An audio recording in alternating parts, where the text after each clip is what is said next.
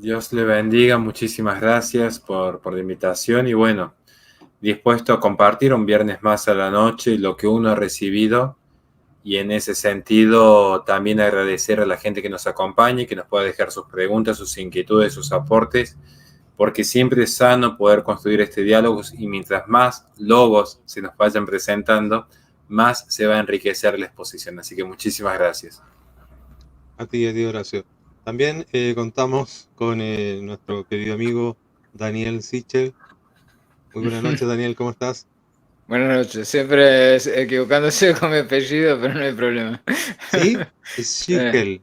¿Está Llegue, bien o sí, no? llegue. Llegue, sí, la Sichel. verdad ni yo sé cómo se pronuncia. Así que y aquí, bueno, dispuesto a aprender como siempre, y sobre todo las enseñanzas de Ricardo, de Horacio y del padre Rodrigo Miranda, que, bueno, ay, ya, lo spoileé, perdón. Está bien, está bien. Bueno, y como está diciendo Daniel, nos acompaña también desde Roma, desde Italia, desde la ciudad eterna, el padre Rodrigo Miranda. Muy buenas noches, padre, ¿cómo está? Buenas noches, queridos amigos. Acá muy bien, como dice Ricardo, desde esta ciudad eterna, perenne, llena de cultura. Así que muy lindo, muy lindo. Y en esta época tan bonita, además, ¿no? Tan especial para todo el mundo, creo yo. Así es. Bueno, hoy queremos hablar de la Navidad, tomar este tema desde dos ángulos que convergen, obviamente. Uno gira en torno al otro, desde el punto de vista de la filosofía, de lo que significa esta verdad encarnada en Cristo y también en la teología. También queremos abordar el mundo artístico, es decir, cómo el arte ha ido trabajando en relación a esta fecha tan importante que celebra toda la cristiandad. Eh, ¿por qué partimos? ¿Podemos partir por el arte? ¿Podemos partir por la filosofía? ¿Cómo quieren ustedes?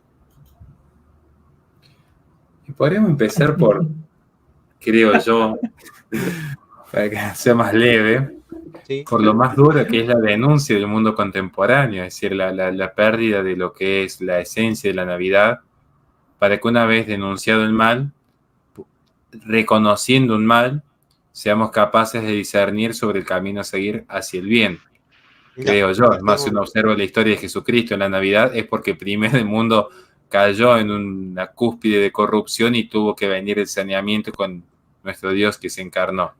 Ok, partamos con Bien. eso entonces. Adelante, Horacio.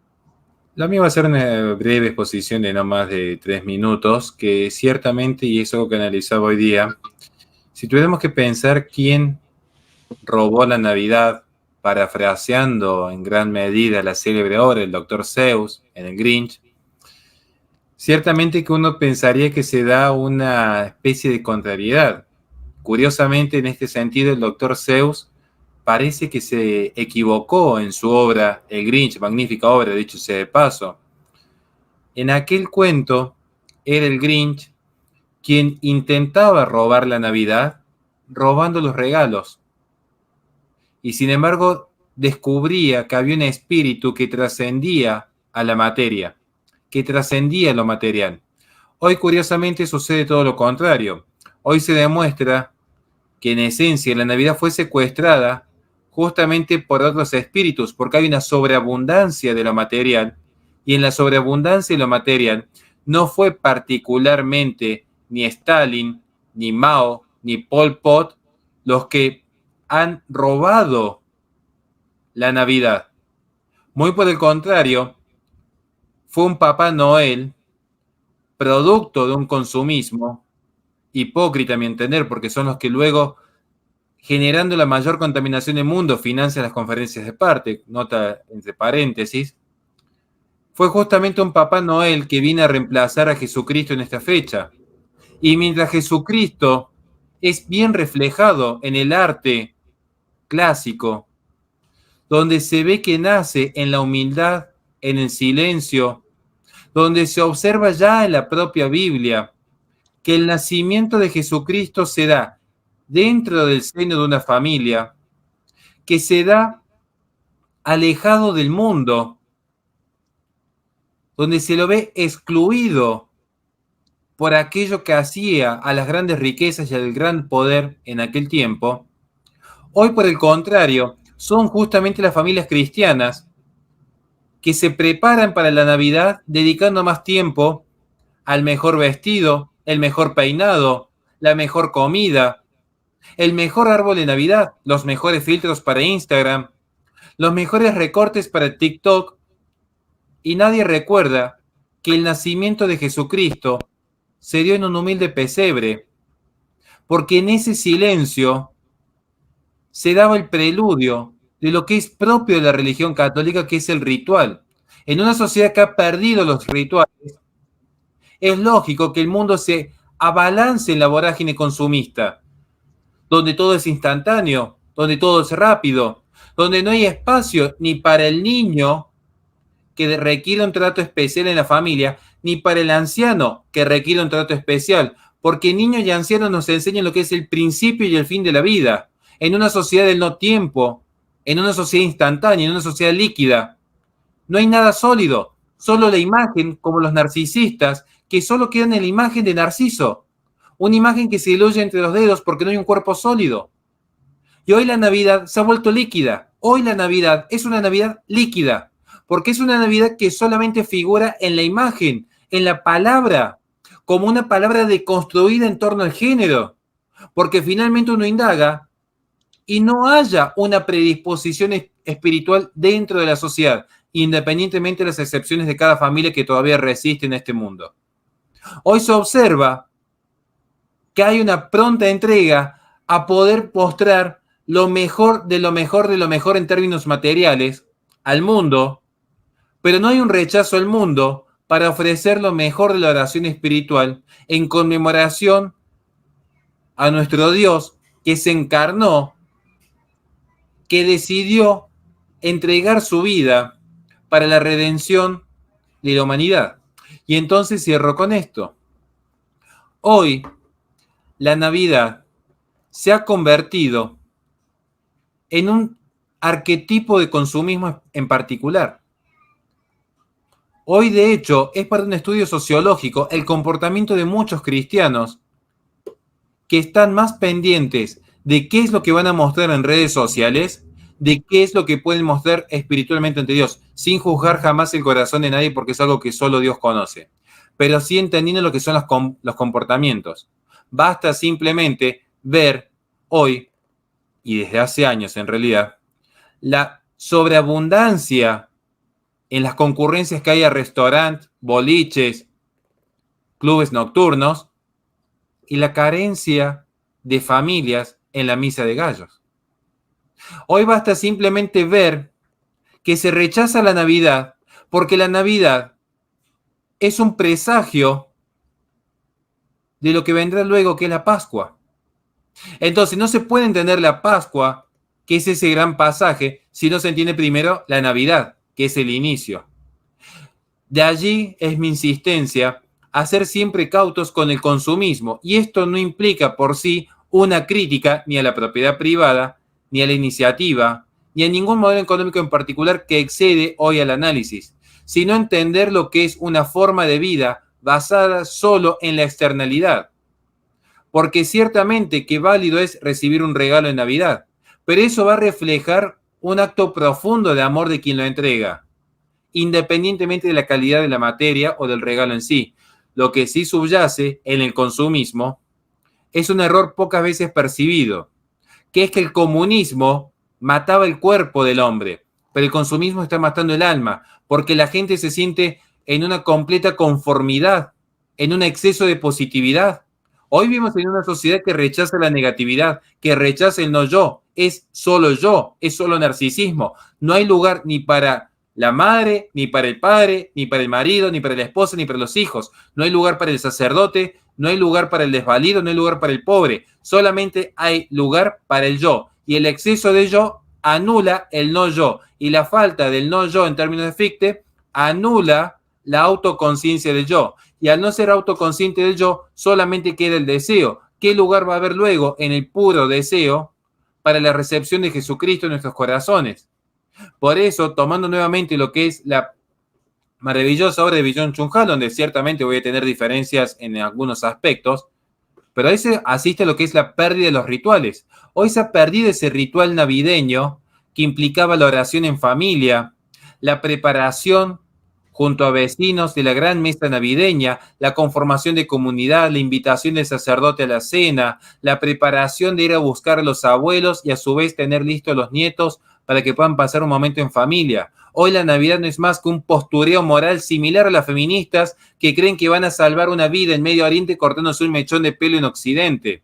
Hoy se piensa que Navidad es simplemente la foto con el mejor filtro, olvidándose que se está conmemorando a un Dios que se encarnó en el silencio, en una sagrada familia, a la presencia de bueyes, ovejas y humildes pastores, a la vista tan solo de ángeles. Se ha perdido ese silencio, se ha perdido esa paz, se ha perdido esa humildad, porque es un mundo que ha logrado enceguecer a tantos cristianos. Mientras Dios se encarnaba en el silencio y en la tranquilidad, hoy el mundo espera que sea Navidad para ensordecerse con los mayores ruidos y enceguecerse con las mayores luces. Todo lo contrario, mientras Jesucristo quiso nacer lejos del mundo, hoy los cristianos quieren pertenecer al mundo, olvidándose lo que San Pablo ha dicho. El mundo nos ha crucificado y nosotros hemos de crucificar al mundo. Nada más y muchísimas gracias. No, muy bien, muy bien. Esa es la crítica, ¿no? A la contemporaneidad en relación a esta fecha. Volviendo a la fecha misma, digamos, y todo lo que significa, Daniel, ¿tú quieres hacer un comentario acerca de la filosofía con respecto a la encarnación del verbo? Sí, encantado. Bueno, como ustedes saben, yo no soy católico, aunque estoy en proceso de conversión. Eh, bueno, eso lo aclaro como una novedad. Prontamente va a haber noticias al respecto. Pero, y en parte eso se lo debo a ustedes que me han acercado a la fe y creo que para una persona que vino de un hogar donde no existía la celebración de la Navidad, es todo un proceso de aprendizaje, ¿no? Llegar a la comprensión de esta revelación, ¿no? De esta mezcla de racionalidad y misterio que es la encarnación del Verbo. Es como si yo tuviera que empezar de cero, ¿no? Acercarme a este misterio. Y a diferencia de lo que señala Horacio de la gente que ha sido educada en la tradición cristiana y se ha apartado, yo me siento atraído y siempre me sentí atraído porque cada vez que pasaba cerca de una iglesia, algo en mi interior, en mi corazón, en mi espíritu me llamaba y yo no aceptaba el llamado porque no estaba preparado. Ahora me siento mucho más preparado para oír ese llamado. Estas fechas son muy especiales para eso, ¿no? Me acercan más todavía. Esto lo estoy confesando ahora porque no se lo he comentado prácticamente a nadie.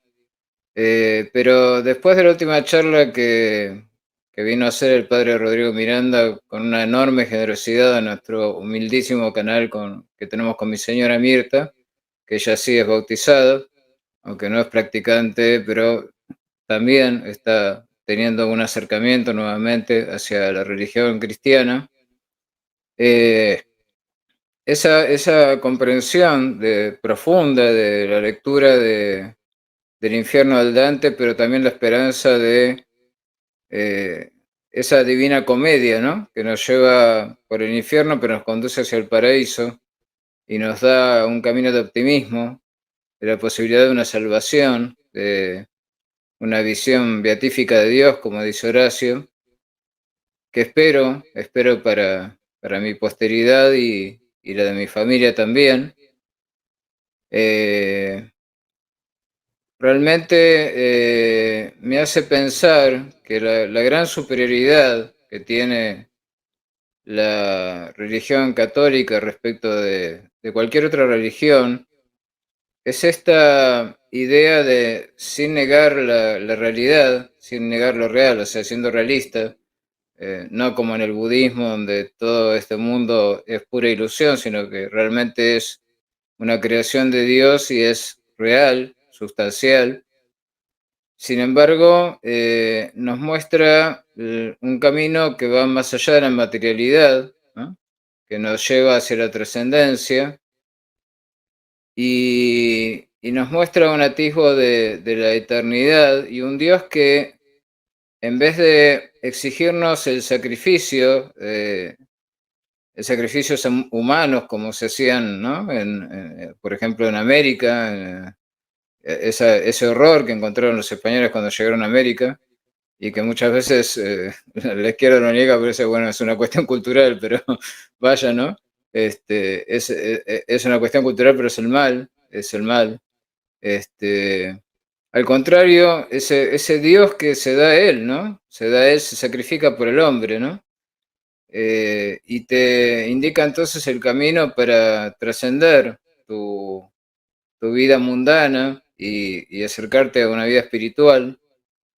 A mí me marca cada vez más el camino que tengo que seguir. Y entonces en ese sentido, me parece que el sostenimiento de esta celebración, porque es una celebración, porque más allá del sufrimiento, del sacrificio que muestra, que implica, es también la idea de la resurrección, ¿no? Después, en una vida futura, del pasaje del hombre terrenal al hombre celestial, del hombre viejo al hombre nuevo, a mí me llena de esperanza y me da un optimismo que en mi vida siempre ha faltado porque siempre sentí ese vacío, ¿no? Esa falta esa sensación de que algo me estaba faltando siempre.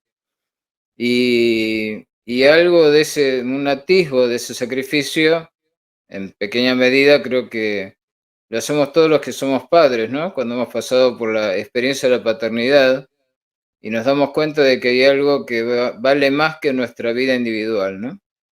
Y que vale la pena sacrificarse por algo que nos trasciende. Y así como nos trascienden nuestros hijos, está esa trascendencia hacia el plano de lo espiritual, el plano de lo divino, que para mí es una cuestión que puede recorrerse por el camino racional, con las pruebas de la existencia de Dios, pero que va más allá de eso y que tiene que llegar al corazón para que uno realmente acepte que detrás de esa celebración vacía, como dice Horacio, ¿no? Que se ha convertido en una especie de bacanal de excesos, ¿no? Donde se trata de beber y comer y luces y deslumbre. Siempre, sin embargo, está presente esta repetición constante, año tras año, de algo que insiste y persiste, ¿no? Que es ese camino de trascendencia que nos está indicando la idea de que ha nacido un niño que es, sin embargo, Dios mismo vuelto hombre, ¿no? La encarnación de el Logos, coeterno con el Padre, y eso se puede ver detrás de la superficie luminosa de esas celebraciones vacías, y en la medida en que siga persistiendo en su propia persistencia, en su propia resistencia, nos da un atisbo de que hay una tercera dimensión, más allá de esa superficie luminosa, más allá de esta caverna, como diría Platón, que es justamente la del mundo espiritual, ¿no? Yo diría eso porque lo digo desde el corazón, más que desde la razón, más que desde la filosofía, desde mi propio deseo de conversión, nada más. Muy bien, excelente.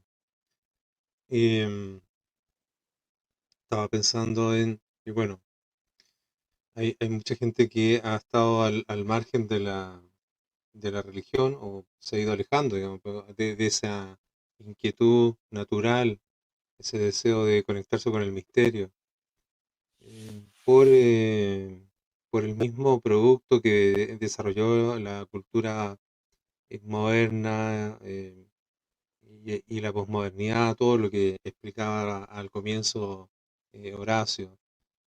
Em, y es muy difícil poder hablar desde el mundo religioso a esa cantidad de jóvenes, ¿no?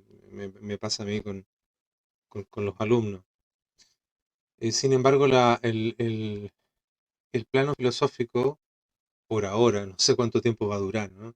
Pero por ahora sigue siendo una apertura, sigue siendo una posibilidad de poder entrar a esto mismo, al misterio. Eh, de hecho, me pasó a mí, o sea, me pasó a mí en una familia con varias corrientes de pensamiento y de creencia. Yo partía desde la presunción de que la iglesia no era más que una fe ciega, ¿no? Esta fe fiducia que no tenía nada que ver con la iglesia, que estaba relacionada más con otro tipo de... O sea, no era la iglesia católica. Y eso me hacía mantenerme al margen de ella. Pero nunca abandoné el amor a la búsqueda de la razón. Es decir, eso siempre se mantuvo vivo.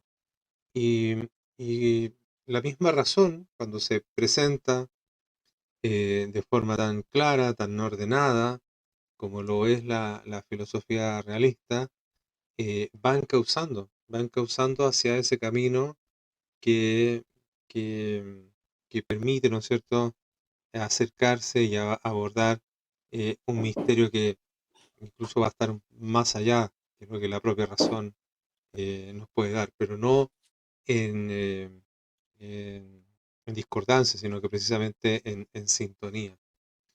Y eso estuvimos hace poquito hablando con el padre de esto que tiene que ver con el Padre, el Hijo, el Espíritu Santo, el sumo ser y cómo esto va haciendo esta bajada, ¿no? Hacia nosotros a través de las personas. eh, y por qué se requiere, ¿no es cierto?, de este Cristo, de esta verdad que tiene que encarnarse para poder verse a sí mismo y lograr esta capacidad de inteligir y de querer entenderse y de mirarse y acercarse a la verdad de este sumo ser. eh, es fantástico, es fantástica la explicación, es fantástico el orden que tiene. Y cómo el Espíritu Santo, esta, por así decirlo, este amor de sí mismo, de Dios, va influyendo hacia eso, hacia el querer, hacia ese querer. em, no sé, yo soy un poco mecánico en el sentido de que me gusta la mecánica, ¿no? Yo armo y desarmo mis motos y mis cosas así. Es como cosas de relojito, que eso me impresiona. La filosofía en esto me impresiona, me impresiona. Hay un algo ahí que tiene una lógica y que abarca todos los distintos planos, los sobrenaturales como los naturales también, ¿no? Que, que me emociona, me llama mucho la atención. Yo creo que a través de la razón, en una primera instancia, es mucho más fácil poder acercarse a todas esas personas, todos esos jóvenes que no, así como yo, partimos de un prejuicio, ¿no? Del mundo de la sombra, de creer que eso no era nada, no tenía ese componente eh, de elementos mecánicos, de elementos de orden, o sea, para simplificarlo, ¿no? El orden que tenía ahí.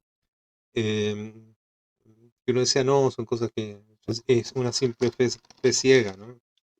No, hay mucho más y lo otro después acompaña, pero hay algo ahí que es fantástico para acercarse y para descubrir.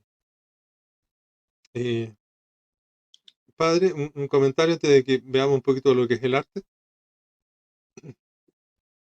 Sí, bueno, ante todo, muchas gracias a lo que han contado los tres. Es parte de lo que es el sentido completo de la Navidad, de, de aquello lo que vino a ser nuestro Señor, que es a buscar al ser humano y el ser humano que se deje encontrar y que poco a poco, con ese respeto que tiene Dios por las almas, va poco a poco encaminándose a al encuentro con Él.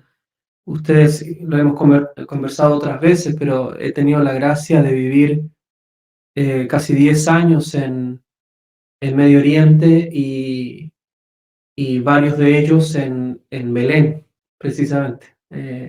Vivía a 10 minutos del pesebre, de lo que estamos hablando ahora, entonces cala hondo, casi vivo, digamos, acá delante de mis ojos todo lo que significa esto. Tenía la oportunidad todos los días de pasar por la Basílica de la Natividad y estar ahí. Me metía dentro, literalmente dentro de la gruta del pesebre, al menos por media hora, una hora todos los días ahí solo, porque a esa hora que yo iba no había nadie, y estaba ahí haciendo las oraciones propiamente sacerdotales. Y siempre me llamó la atención que para entrar a la basílica de Belén, donde está el pesebre, la que conserva, hay que entrar por una puerta que se llama la puerta de la humildad, que es muy chiquita, uno tiene que casi arrodillarse para poder entrar, más allá del hecho histórico, que es de protección, es casi un fuerte. Ahí se las muestra donde está. Esa es la basílica, ¿no? Y lo que está en una de esas secciones acá arriba, esa es la puerta de la humildad. Por ahí se entra a la basílica de Belén. Y pensaba, mientras que ustedes hablaban y pensando en la experiencia que gracias a Dios pude tener, es que no hay modo de encontrar el verbo encarnado, la verdad encarnada, que pasando por la puerta de la humildad. Al final es lo que nos enseña la Navidad con las virtudes del anonadamiento en la encarnación y luego esas virtudes que las mencionaron ustedes de distintos puntos, como la confianza, la providencia, la docilidad a una verdad que se va manifestando y que también va encantando. Pero para eso hay que hacer este acto, ¿no? Que es difícil porque el ser humano de por sí es soberbio, ¿no? Entonces, y es frágil y es miedoso, tiene miedo de toda esta dimensión, o bien, como también lo mencionaban, debido a las circunstancias actuales, pareciera que todo esto es un cuento de hadas superficial y que no tiene sentido, que es una cosa creada, pegada así, artificialmente, y sin embargo tiene toda una estructura que respeta precisamente la dignidad humana. Humanidad que asumió el Verbo cuando vino a nuestro mundo precisamente, y como dice San Agustín, para que el ser humano se acercara a Dios, que son las pruebas de la conveniencia de la encarnación y de la Navidad. Y pensaba, por contraparte, aquello que, mientras les voy a mostrar dónde es el pesebre propiamente hoy en día, ¿no? Ahí está, ahí es donde se encarnó el Señor y donde nació el Señor, acá, lo que tocó primero, hay una estrella acá abajo que ustedes pueden ver y ahí está el pesebre, ¿no? Ahí entonces ahora está todo adornado porque es una basílica, en la parte subterránea de la basílica está la gruta. Decía entonces que cuando se hablaba, ¿no?, esta denuncia de por qué se ha perdido la Navidad, con todo eso que nos decía tan claramente Horacio, es parte del eco de esa rebelión original, el non serviam luciferino, que ha recorrido y que se ha ido encarnando en distintas personalidades a través del tiempo, y hoy día tenemos una nueva versión incluso atestiguada por los mismos que son los que la llevan adelante. Otras veces hemos hablado de Adorno y Horkheimer en la dialéctica del iluminismo, cuando hablan precisamente que el gran mal es Jesucristo. O bien, por ejemplo, en ese texto que es militante, que se ocupa todas las marchas que hoy día tenemos, que es del Saul Alinsky, que le dedica ese primer texto, sería el Gramsci americano, sería Saul Alinsky. Le dedica el texto de las reglas para rebeldes, ¿no? Al primer gran rebelde, al primer gran libre, que es Lucifer. Así comienza el libro de él. Libro sobre el cual hicieron sus tesis doctorales personajes como Obama, Hillary Clinton, incluso algunos obispos de nuestra iglesia actual, siguiendo el legado de Saul Alinsky. Digo todo esto porque es necesario, no se puede entrar al pesebre sin pasar por la puerta de la humildad, sin dejar atrás todo aquello que nos hace perder ese misterio. Por eso que el no celebrar la Navidad no es solamente perderse una fiesta durante el año, es perderse de encontrar nuevamente una vez todos los años, una vez al año al menos, recobrar nuestra dignidad humana, porque el Señor se hizo hombre. Además, recordar que somos frágiles y que no podemos todo, y que además somos pecadores, o sea, hacemos mal, y que necesitamos un Redentor, el único Salvador del mundo, el único camino al cielo, que es nuestro Señor Jesucristo.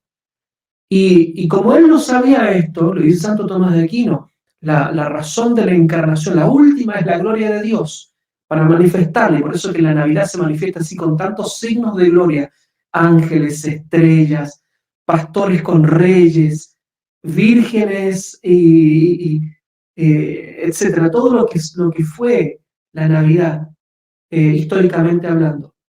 Pero después la razón inmediata, próxima, es porque nuestro Señor Jesucristo quería hacer redención del género humano, o sea, quería venir a buscarnos para que no nos perdiéramos ni en nuestra humanidad, para que no dejáramos de ser seres humanos, ni tampoco para poder perdernos la gracia de ir al cielo.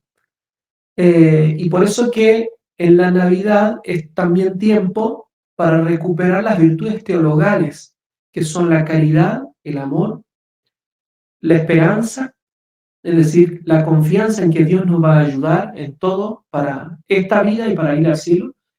Y lo tercero es la fe, es decir, esa luz en la inteligencia que nos da la posibilidad de creer en Dios, creer en sus palabras y además nos da todo un organismo sobrenatural que nos permite hablar con Dios, literalmente hablar con Dios. Esto se hace con todos esos misterios que realiza nuestro Señor, pero hay algunos que son como más patentes. Por eso les muestro esta imagen del pesebre. En esta austeridad, me acuerdo la primera Navidad ahí en Belén, un frío terrible. Es una gruta, uno tiene que bajar varios metros y es frío que te cala los huesos. Bueno, ahí estaba la Sagrada Familia. Es decir, la gruta que contuvo al creador del universo, como dice Chesterton, ¿no? No tenían lugar y sin embargo la tierra misma, las entrañas de la tierra fueron el pesebre del Salvador. Casi como para que el primitivo de la caverna pudiera encontrarse nuevamente con su Dios y retomar el camino que le corresponde al cielo. Yo creo que la humanidad hoy día, más caída que nunca, incluso por eso mencionó lo de la iglesia, porque incluso dentro de la iglesia, con todas estas cosas terribles que estamos viendo hoy en día, es necesario que se pase de vuelta por la puerta de la humildad y entonces en ese sentido poder no perderse esta Navidad y que cada día sea Navidad para cada día recobrar nuestra dignidad, recordarnos la fragilidad, pero también para encontrar a la única verdad, el único Salvador que tiene nombre y que tiene historia concreta, como es nuestro Señor Jesucristo. Yo creo que hay que celebrar con mayor razón estos momentos cuando estamos en situaciones así tan difíciles como la que vivimos hoy en día. Así que creo que es momento de celebrar, digamos, ¿no? Y con los que uno tiene, y con los medios que uno tiene, pero hay que hacerlo. Así que voy a ponerme de Navidad para que podamos celebrar.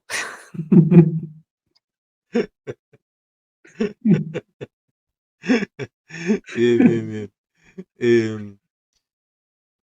Bueno, ¿algún comentario más a esta primera etapa de reflexión?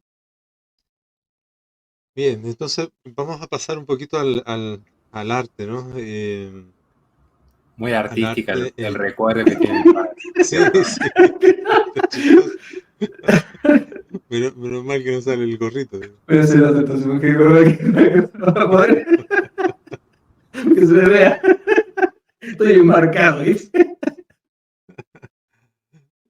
Vamos a pasar a la etapa del arte,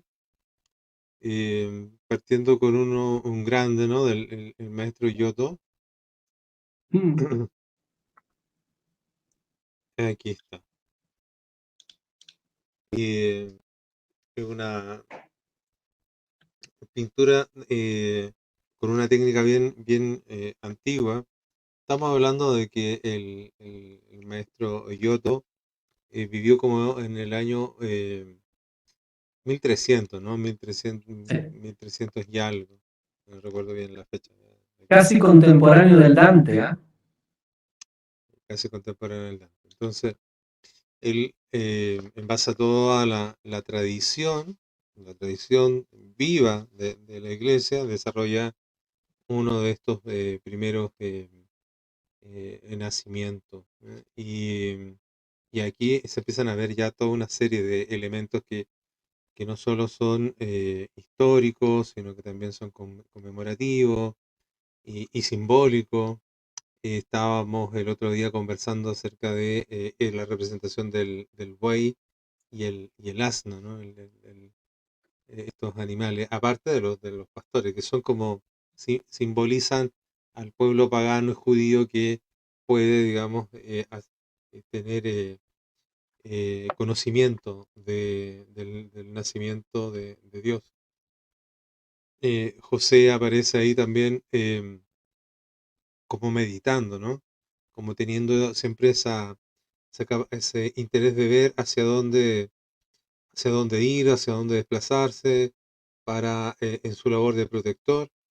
Y lo que ustedes mencionaban, ¿no? Que nace en la soledad, lo que decía Horacio, nace en la soledad, con un animalito, rodeado de ángeles, que solo lo ven ellos, digamos. Y, y está también, aquí es donde empieza poco a poco a transformarse después de la tradición de la gruta, de la roca. Y creo que el Leonardo da Vinci también lo mantiene, ¿no? Mantiene esta visión de la Sagrada Familia naciendo en la gruta, en una caverna, ¿no? Entre las rocas. Pero poco a poco empieza a incorporarse ya esta idea del establo, que era como lo más cercano a las personas, eh, que no era una gruta, sino que una construcción. El azul, este azul que se fue perdiendo, tiene que ver un poco con las capas de pintura que se realizaban sobre una especie de grisalla de temple, sobre el cual se iban agregando otras capas de color, sobre el modelado, y se va eh, por ese motivo, no sé cuál es la historia de esta pintura en particular, pero se ha ido perdiendo. Pero podemos imaginarnos que en su momento era mucho más poderoso y no tenía, ¿no es cierto?, esos rasgados, digamos. Aún así, es una magnífica obra, eh, y lo tiene todo, digamos, lo tiene en la escuela. De allí se va a ir desarrollando una serie de trabajos que van a ir siendo más perfeccionistas en el detalle, en la perspectiva, en distintos elementos, pero aquí ya está, aquí ya está.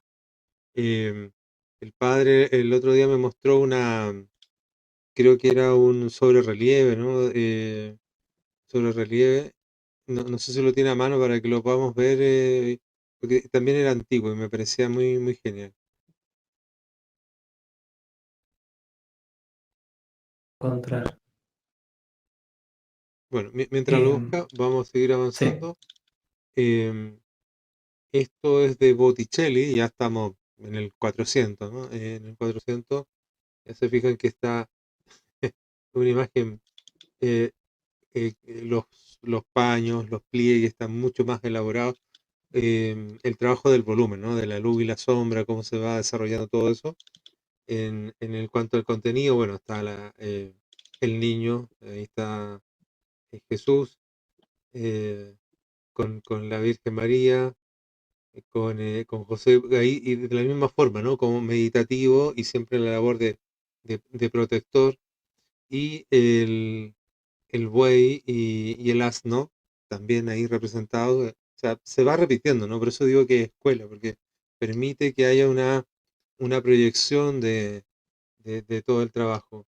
Y los ángeles, ahí que llamaron a los pastores y los otros que acompañan felices en el nacimiento, en la escritura, todos alegres, todo alegre, y los demonios como arrancando, los demonios ahí chiquititos arrancando, porque claro, no quieren ver esta escena, ¿no? No quieren ver esta escena de la verdad encarnada.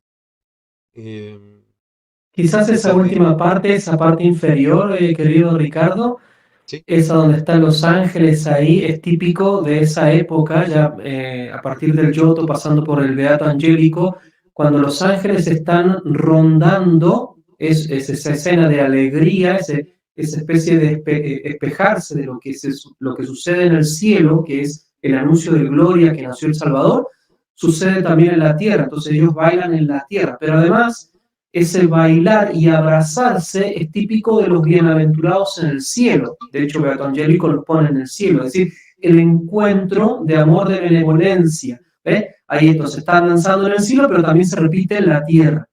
Cuando están abrazados de ese amor de benevolencia es propiamente lo que define la amistad, es decir, que nuestro Señor viene a amistar a Dios, a los seres humanos con Dios. Entonces, por eso, delante de esa profecía del cielo que se abre por la venida del Salvador, claro, los demonios no resisten y se alejan.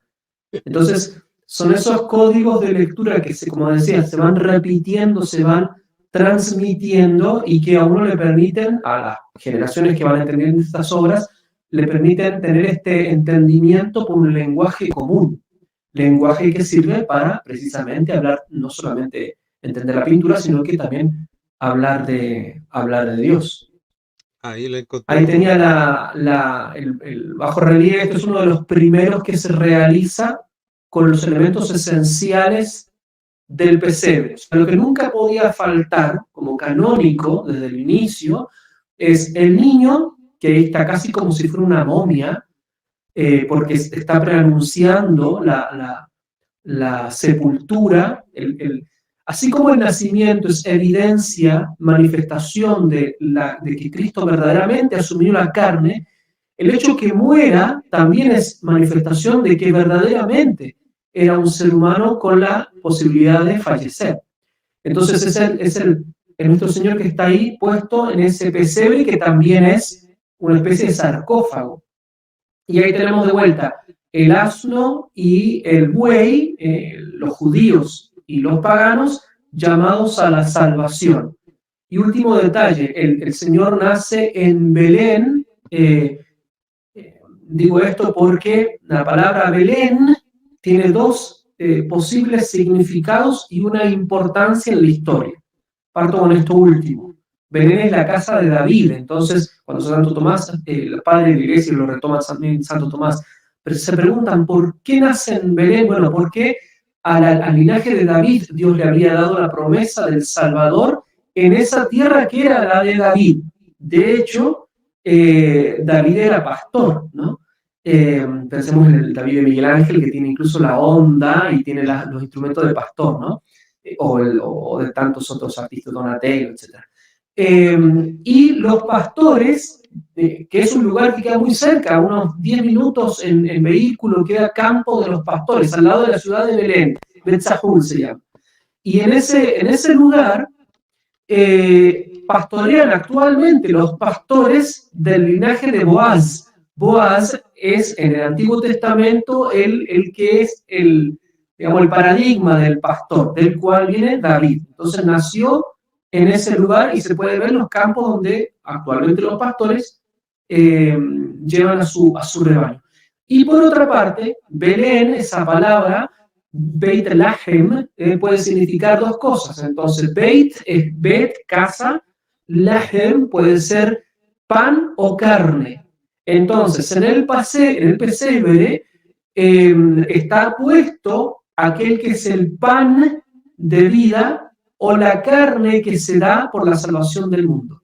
Entonces, en un mismo significado, tenemos toda esta potencia de un signo que recupera lo histórico y también el significado simbólico y de salvación.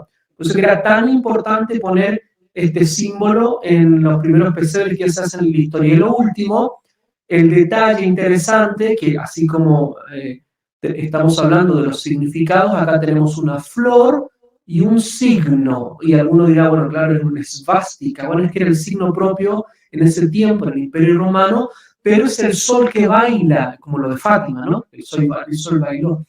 Ese signo es porque es el sol que nace de lo alto, que está representado ahí, que es el niño, es Jesucristo, es el sol que nace de lo alto. Entonces, los astros también danzan al compás de esta nueva creación o recreación que se inaugura entrando el Señor ya en nuestras coordenadas terrenales. Es que por eso es tan importante recuperar esta tradición de los signos, de los símbolos, y cómo el arte las va poniendo una tras otra, haciendo un crecimiento intensivo del patrimonio que nosotros llamamos cultural. Muy bien, muy bien. A propósito, ahí tenemos a David, ¿no? A David, el que está hablando con la onda, ahí en el hombro, ¿no? Bueno, pero estábamos viendo la de Botticelli, esta, y tenemos esta que también es de Miguel Ángel, ¿no? Y podemos ver cómo va avanzando el trabajo ya más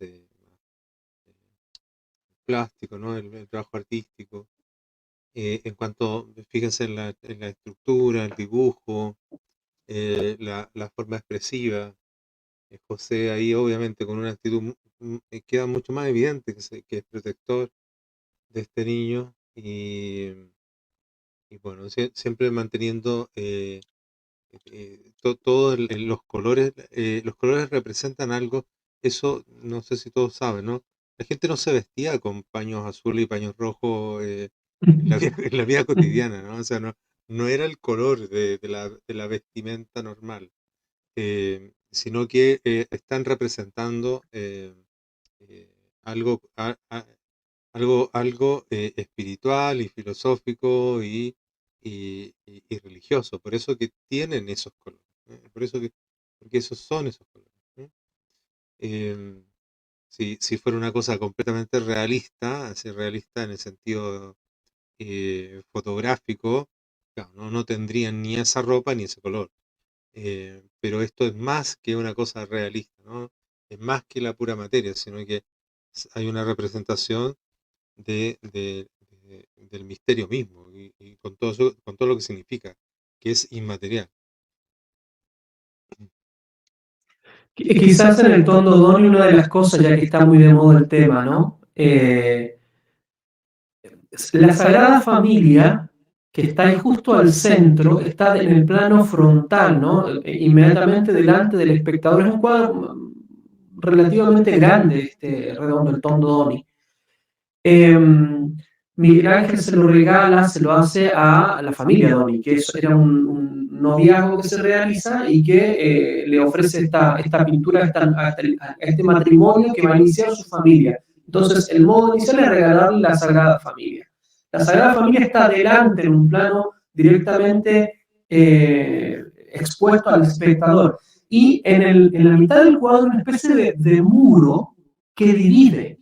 ¿Qué está dividiendo? Y en la parte, esa parte inferior, y ahí hay como un niño que está en uno de los extremos, es el niño San Juan Bautista. San Juan Bautista es el límite entre el mundo antiguo y el mundo moderno en el sentido de inaugurado por nuestro Señor Jesucristo. Detrás de San Juan Bautista está el mundo pagano antiguo, el que tiene que dejarse atrás y del cual nos va a librar nuestro Señor. Bueno, fíjense que en la parte de atrás hay parejas masculinas. Entonces, nuestro Señor vino a dejar atrás las prácticas que corrompían a la humanidad. No quiero ser más explícito con los términos para que no me bajen el video, pero creo que se entiende esas parejas masculinas.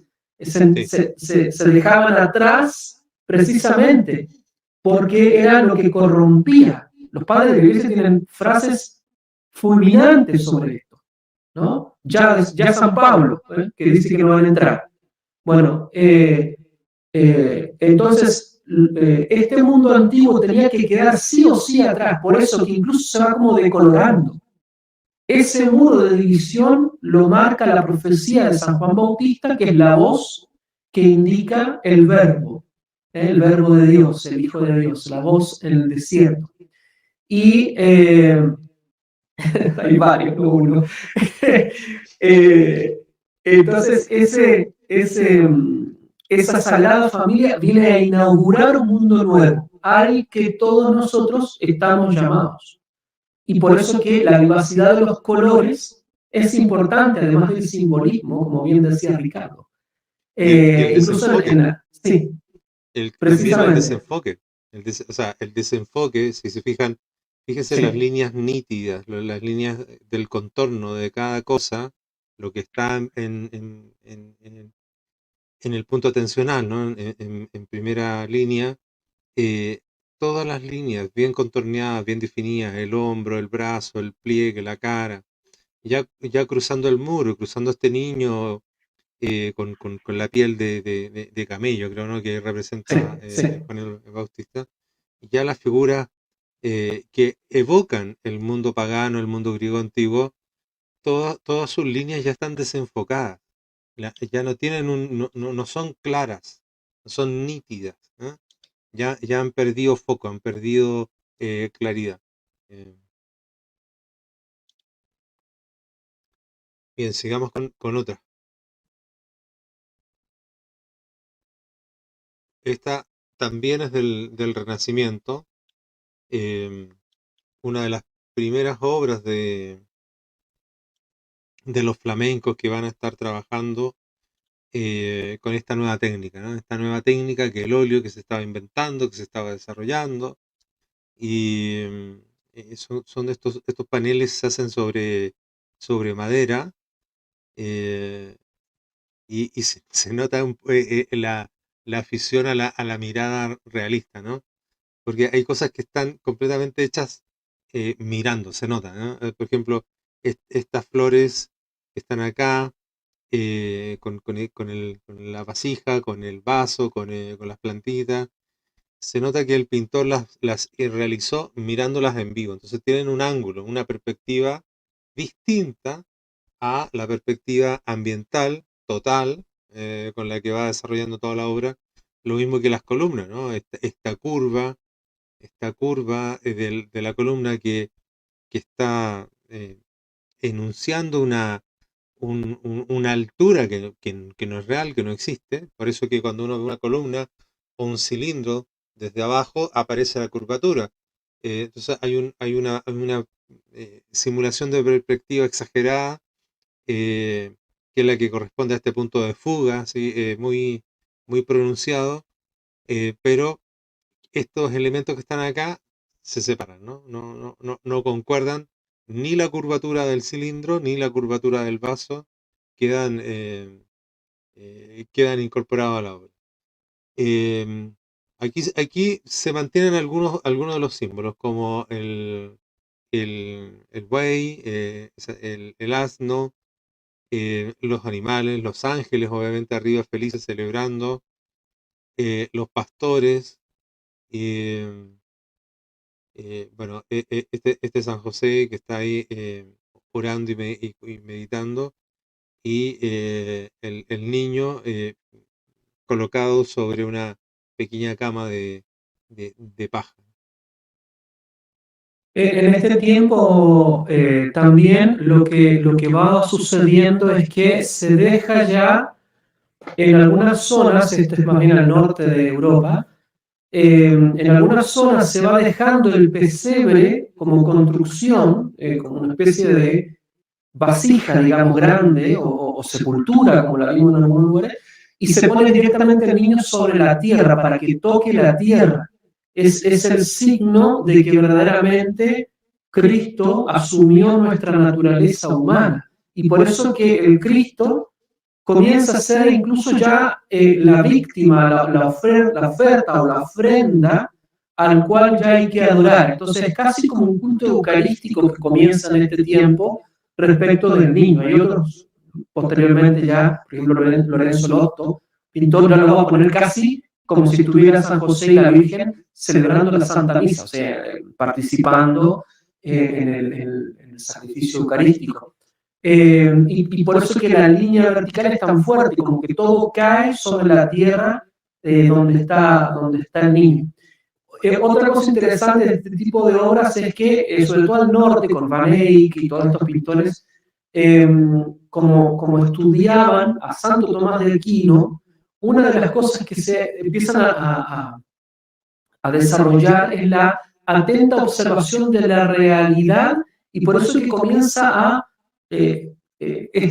la materialidad de la realidad toma tanta importancia.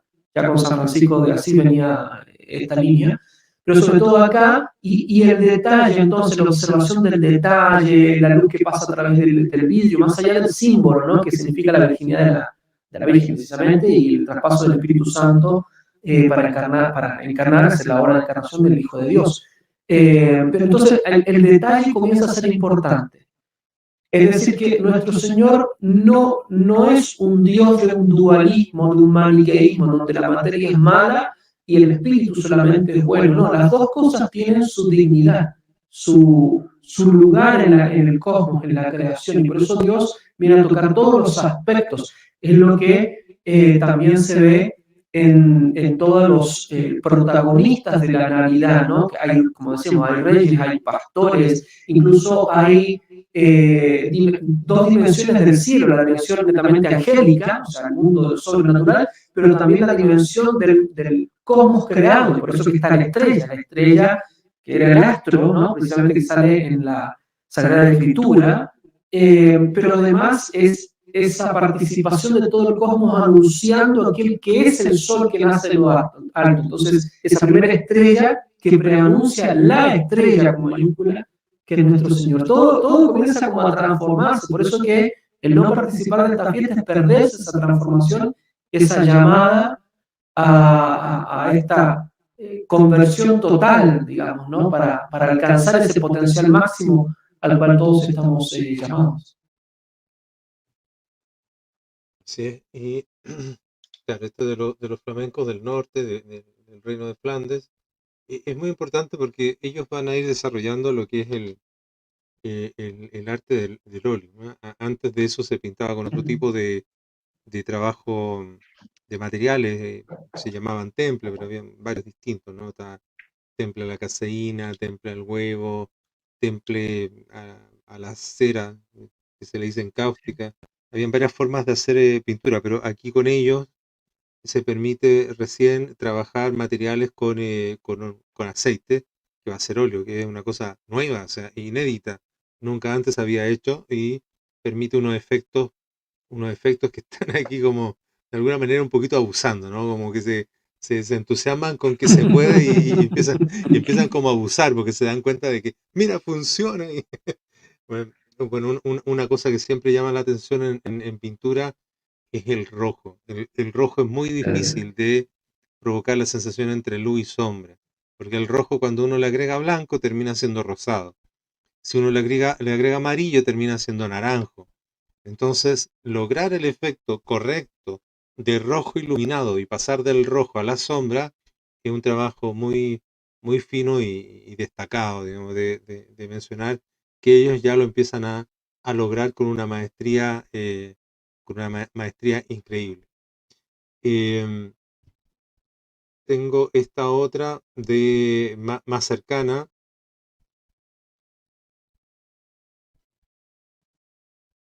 Es así, Horacio o Daniel también querían comentar alguna cosa, ¿y qué les parece todo esto? Los noto tan meditativos con las obras. Yo estaba en realidad con dos pequeñas dudas. Porque lo que siempre le digo a mis alumnos y es lo que trato de practicar, o sea, cuando los sabios hablan, uno tiene que callar. Y es regla en la vida. O sea, por algo Dios en su diseño inteligente nos hizo con 2 orejas y una boca. Es que de hecho yo creo que si la sociedad practicara más esta virtud de hablar, nos ahorraríamos muchísimos problemas, como hemos tenido algunos que hemos pasado de canal en canal, aclarando lo que realmente no era ambiguo, pero no quiero entrar con ese tema ahora. Pero hay 2 dudas que me quedan. La primera, respecto a este tipo de arte.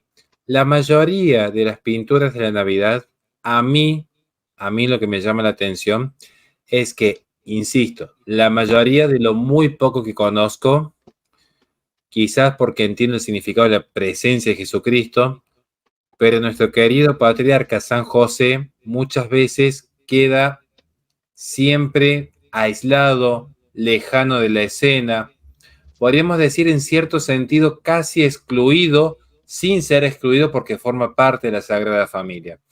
Yo creo que en ese sentido allí radica, por ejemplo, una de mis obras de arte favoritas, que es La Sagrada Familia del Pajarito, que la pinta Murillo, porque ahí vemos a un San José en una presencia mucho más firme, mucho más presente, mucho más central en la obra.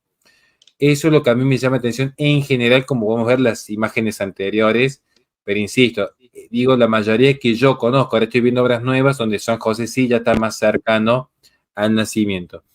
Lo segundo que me llamó la atención fue un tema teológico respecto a una pintura que vimos antes, que no quise interrumpir, donde figuraban unos pequeños demonios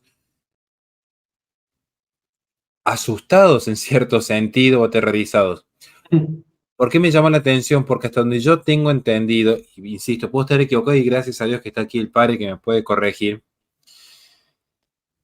Luzbel y todos los ángeles caídos no poseen el don de la omnisciencia ni la omnipresencia.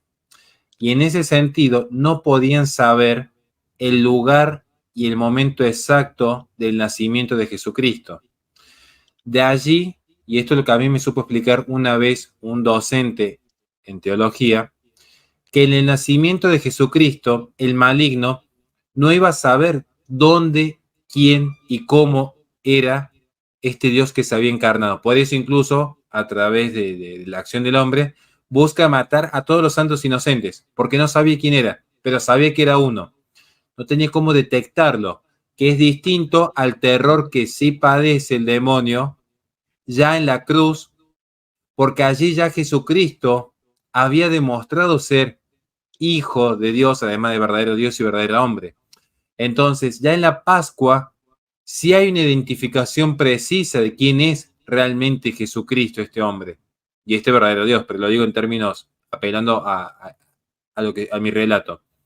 Por eso son 2 detalles que me llamaron la atención. Entonces, resumida cuenta, el segundo detalle fue cómo es que los demonios se podían asustar cuando todavía no tenían un conocimiento acabado de quién era Jesucristo, y luego, ¿por qué? No quiero decir de estrato, pero ¿a qué se debe que la figura de San José, que es tan importante para luego de la Virgen María, no tiene el mismo trato de Dulia que el resto de los santos? Entonces, esto es lo que yo remarco. Entonces, está jerarquizado San José en la Iglesia Católica. Esa es mi inquietud y mi duda. Pero insisto, son las pocas obras que yo conozco. Si aquí estamos viendo más obras, quiere decir que en realidad yo estoy en un error donde hay muchas obras que sí lo ponen en una presencia firme, real, a este Padre putativo, que también va a ser Padre putativo nuestro en gran medida, y a lo que muchos nos encomendamos porque es, vaya que es un santo, ¿no? Yo creería que tiene que ver con algunas cosas de lo que es el arte en general y otras de lo que es el arte sagrado. Lo primero, el arte en general tiene esa particularidad de encarnar conceptos, ideas, proyectos, ¿no? Se dice. En ese sentido, no es el esfuerzo arqueológico o el esfuerzo histórico narrativo y demostrativo como lo sería la ciencia histórica, sino que a pesar de que también tiene ciertos aspectos, por supuesto, estamos viendo ciertos personajes que podemos reconocer. Dicho esto, quizás lo primero sería que hay un primer momento en que la figura de San José no aparece porque solamente aparece lo más esencial. Por ejemplo, en el caso de los misterios de la Sagrada Familia, aparece, por ejemplo, solamente el niño, ni siquiera la Virgen.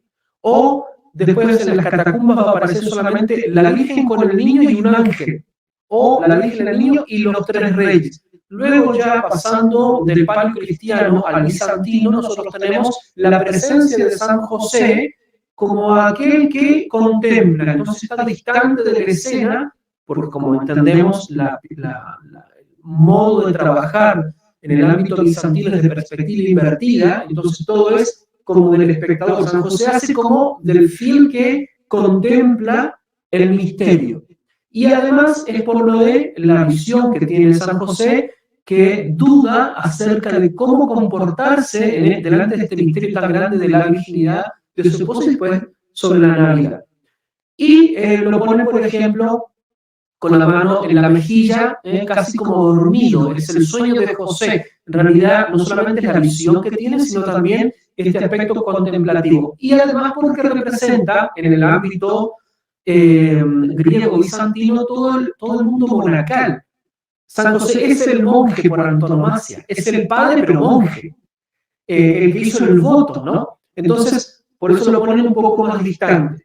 Poco a poco, con el tiempo, sobre todo pasando ya en la época de San Francisco de Asís, comienza a incorporarse eso que dijimos recién, la humanidad de los misterios. Y entonces San José comienza a acercarse a las obras, a lo que está sucediendo, a ser más presente, más protagonista, pero incluso ya pasa de ser de esa representación netamente de un anciano, que simbólicamente es la sabiduría, es Dios Padre que está en la persona de San José cuidando, y después va a ser ya más joven, como quizás había sido en la realidad. Entonces, va a haber un cambio paulatino en todo lo que va ocurriendo en el arte, para que se vaya insistiendo en ciertas verdades en un momento y otras en otro momento. Lo del pajarito es interesante porque el pajarito, yo tengo acá una pintura del pajarito, pero cuando alguien viene al taller yo la muestro porque esta es la del pajarito acá, que muchas veces sale con un pajarito el niño. Bueno, el pajarito este es el ruiseñor que tiene el rostro cubierto de rojo. El pajarito es el símbolo de la pasión de Cristo. Entonces, cuando el niño tiene el pajarito en la mano, es la pasión de Cristo, ¿no? Es interesante, y por eso que San José muchas veces aparece como casi protegiendo, ¿no? Como un padre, por supuesto. Y por último, lo de los demonios asustados, por eso dije eso al principio, que es de carácter simbólico. Entonces en realidad el hecho de que manifiesten emociones los demonios está queriendo decir que es aquello que el fiel tiene que entender, es decir, que los demonios no tienen el poder de aquello que representa, la imagen que representa, en este caso lo vimos en el nacimiento del niño Dios, pero también, por ejemplo, las pinturas de la resurrección, o de la entrada al limbo para rescatar a los justos. En las pinturas de Frangélico, por ejemplo, entra el Señor, echa abajo la puerta literalmente y cae la puerta sobre los demonios, y los demonios arrancan asustados, ¿no? Bueno, es para que el fiel entienda que no hay poder sobre nuestro Señor Jesucristo.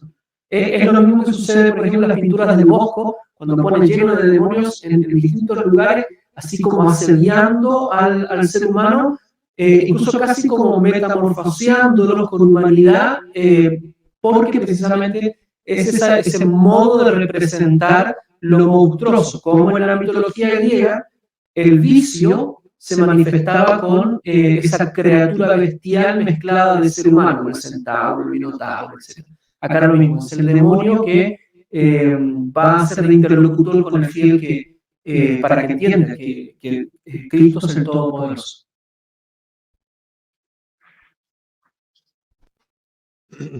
Bien, muy bueno, muy bueno. Yo mientras seguía avanzando con algunas pinturas para aprovechar de ir mostrando, ¿no? No voy a volver atrás para no alargarnos más de lo que ya nos hemos pasado. Voy a terminar de pasar las que tenemos guardadas. Bueno, también esta era de las primeras de los hermanos Boney. Em,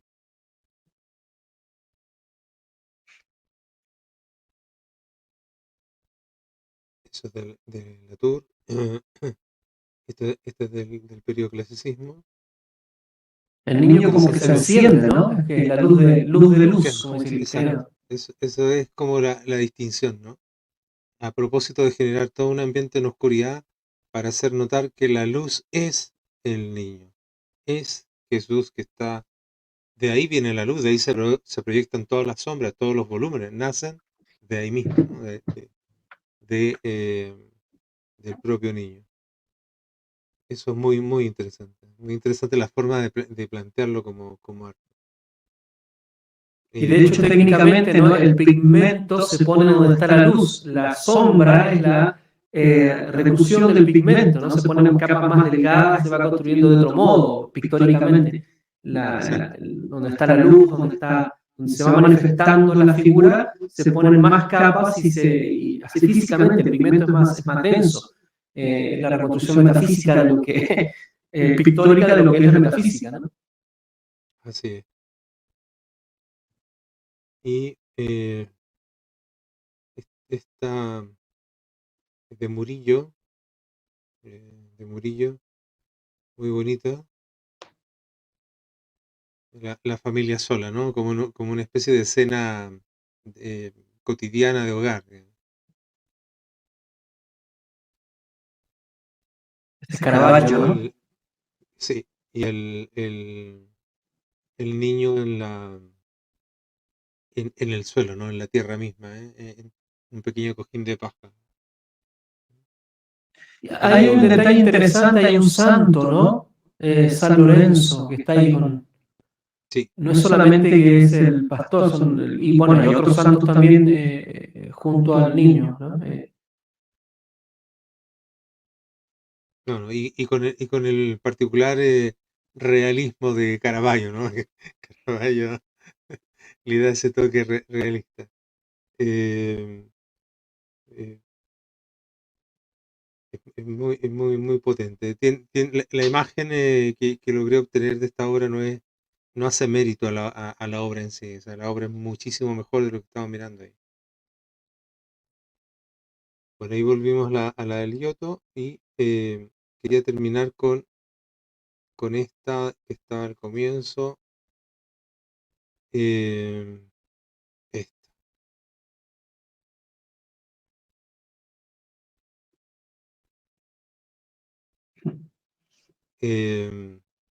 Esta, que es cuando llegan los Reyes Magos, ¿no? Cuando llegan los Reyes Magos con los camellos allá, aquí hay una estructura, una especie de establo, pero construido, y llegan los reyes con su séquito, con todos sus siervos, a entregar los regalos y se arrodillan a entregar los regalos a este niño que es más grande que todos ellos. Que ese niño que acaba de nacer es más grande que todos ellos. Y que todo el poder o la sabiduría que tengan, él es más grande. Y esta es una obra de Rubens, que también, ¿no? También trabajaba con gran maestría el trabajo de los pliegues, los colores, los brocados, que se ve todo muy realista, muy entendible, pero cuando uno entra en el detalle, uno se da cuenta de que son solo manchas, muy sueltas, muy solo manchas, pero que de lejos se construyen y se arman. Y acá el niño con una cara, con una cara de inquieto, de curioso, de feliz, se siente seguro en, en, en, en los brazos ahí de su madre, conociendo a estos personajes que se acercan a darle unos regalos, unas cositas interesantes que quiere conocer. Bueno, esta es la oración de los magos, de los Reyes Magos de Rubens. Bien. Yo creo que con eso pudimos abordar un poquito el periodo del arte desde finales del gótico hasta el periodo del barroco, que son los más interesantes. Después empiezan a caerse en una pequeña distorsiones, mucho personalismo, se empieza a escapar un poquito de esta belleza universal, se intenta imponer una mirada más propia que termina alejando, pero hay algunos que se pueden rescatar, pero con eso, yo creo que con eso estamos bien para recordar y acercarnos a esta fecha tan importante que es la Navidad.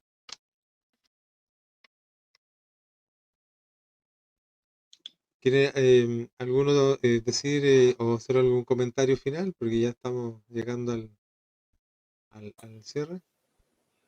Sí, yo quería mencionar una cuestión. Me sentí muy identificado con esos San José que ahora se le llamaron la atención. Muy identificado porque me hizo acordar el momento en el cual presencié el nacimiento de mi primera hija. Bueno, de mi hija, porque tengo una hija mujer y un hijo varón.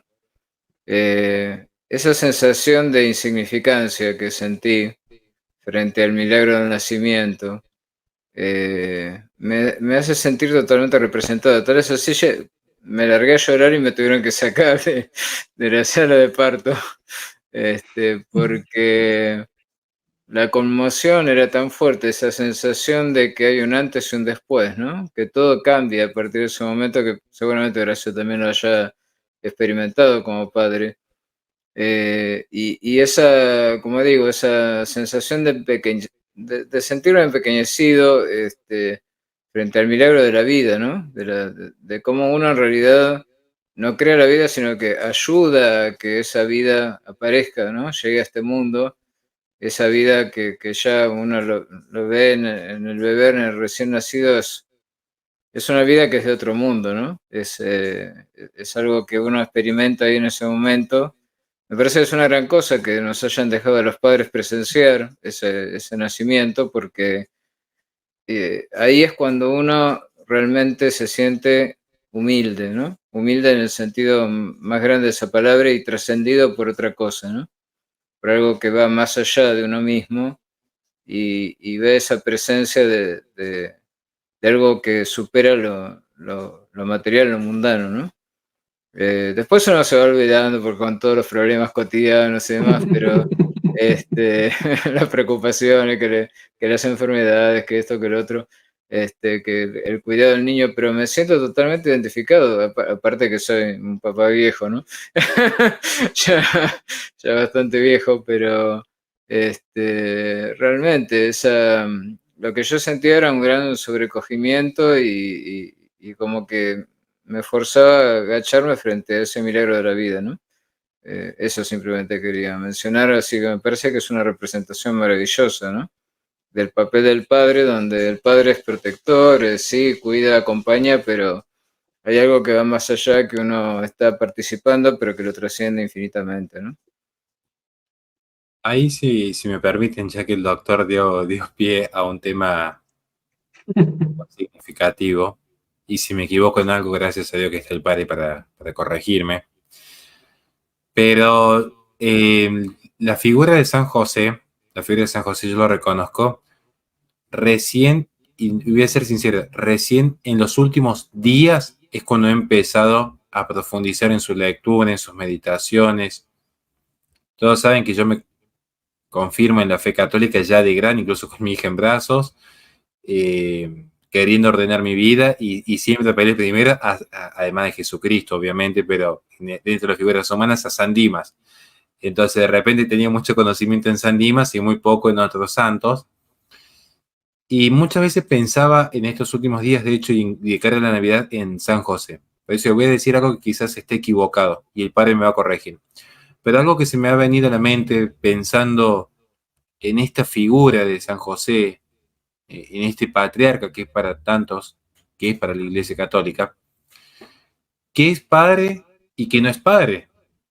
porque es el padre putativo de Jesús, podríamos decir una especie que no se vaya a malinterpretar, por favor, una especie de padre adoptivo, siendo que Jesucristo, técnicamente y en cierto sentido, no es suyo.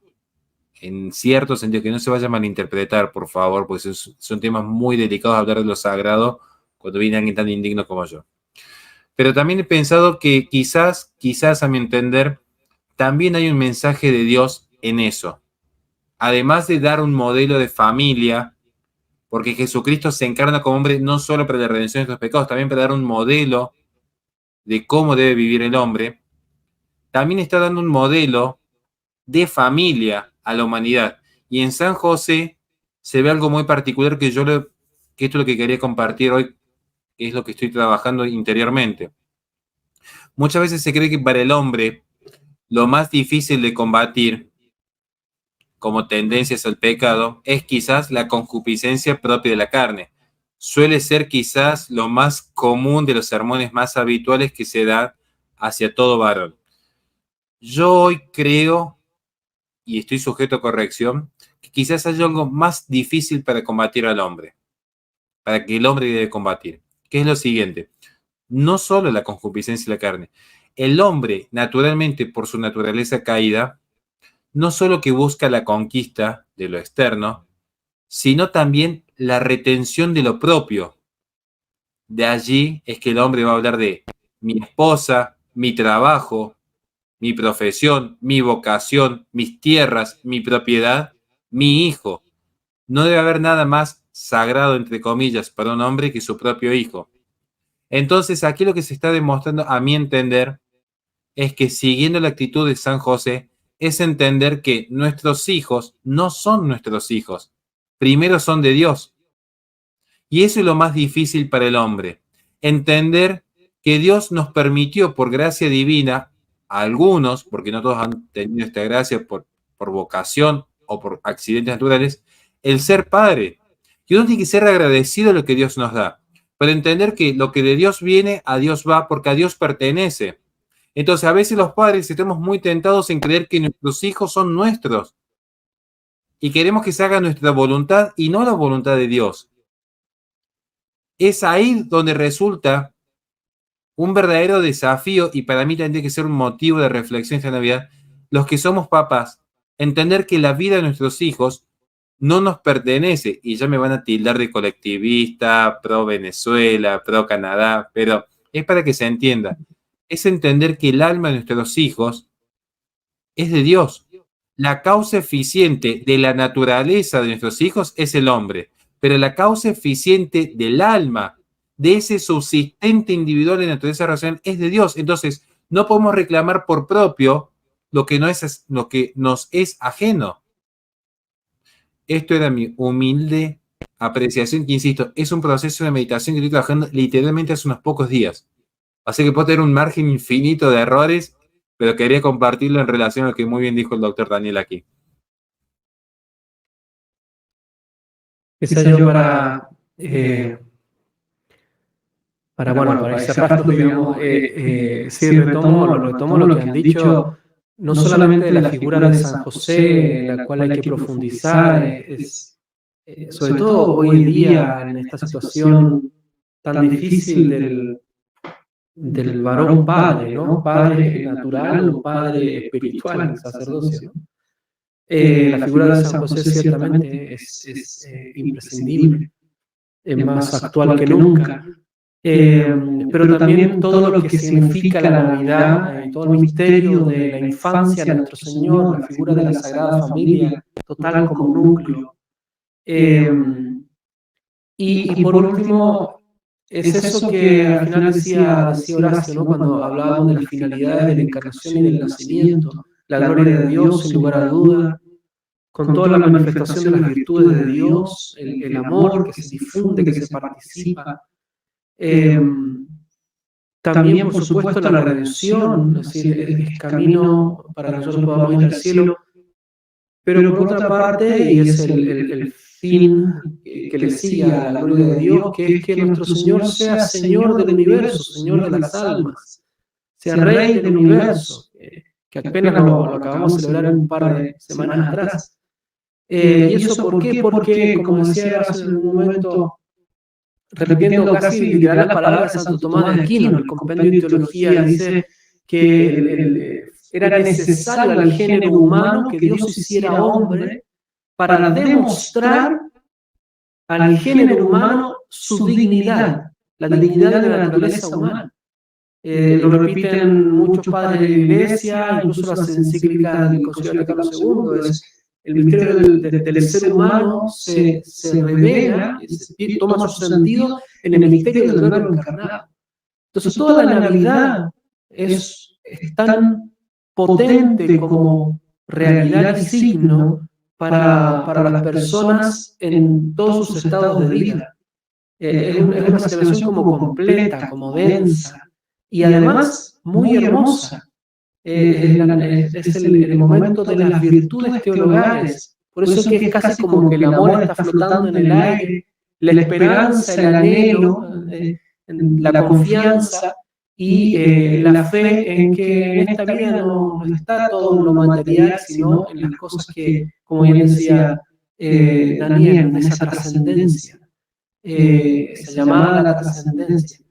Creo que es, insisto, retomar este momento de la Navidad para celebrarlo bien en familia, con todos los mejores deseos, y el que cada uno de nosotros nos aproveche en su estado de vida, en sus circunstancias. Así que bueno, les deseo a ustedes, amigos, aquí presentes y a todos los que nos están acompañando también en esta transmisión y los que nos verán después una linda y santa Navidad. Que nuestro Señor nos renueve a cada uno de nosotros, que el misterio de la Sagrada Familia nos haga pesar esas virtudes tan hermosas del hogar. En un momento se hablaba del silencio, del recogimiento, del escucharse, del atenderse, del quererse, sea con la familia nuclear, sea con la familia extendida. Así que bueno, feliz Navidad a todos, pero que realmente lo disfruten en este fin de semana y que puedan celebrar a Dios, que al final es su cumpleaños, el cumpleaños del Señor. Así que hay que celebrarlo como una buena fiesta. Hay que tirar la casa por la ventana, en cierto sentido. Sí. Así es, hay mucho que agradecer. Bueno, Argentina tiene harto que agradecer. Nosotros también nos salvamos 2 veces de una constitución marxista, pero bueno, hay harto que agradecer. Así que muchas gracias por habernos acompañado. Muchas gracias, Daniel, por haber estado hoy día en la tertulia. Gracias a ti. Horacio, muchas gracias. Dios le bendiga a usted, al padre, a Daniel y a todos los que nos han acompañado hoy día. Muchísimas gracias por todo, realmente. Encantado de que estén aquí y muchas gracias, padre. Gracias por la bendición. Los dejamos cordialmente invitados a la próxima tertulia. Muy buenas noches. Chao, chao.